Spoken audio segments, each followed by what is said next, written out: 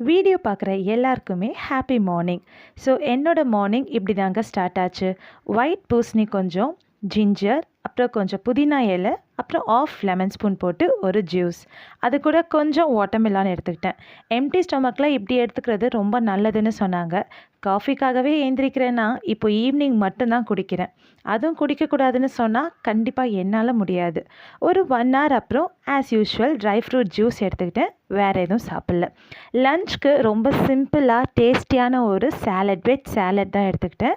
இதில் sweet corn, peas, green peas, onion, tomato, pepper, அப்புறம் கொஞ்சம் எக்லெஸ் மயோனீஸ் போட்டு ஆட் பண்ணிக்கிட்டேன். ஸோ டக்குன்னு சாப்பிட்டுட்டே இருக்கும் போது தான் ஏன் இதை நம்ம ப்ரெட்டில் வச்சு சாப்பிடக்கூடாதுன்னு ஒரு ஐடியா வந்துச்சு. ஸோ வீட்டில் வீட் பிரெட் தான் இருந்தது. ஸோ வீட் பிரெட்டை எடுத்து அதை டோஸ்ட் பண்ணி வச்சு சாப்பிட்டுட்டேன். கொஞ்சம் க்ரீன் கிரேப்ஸும் சைடில் எடுத்துக்கிட்டேன்.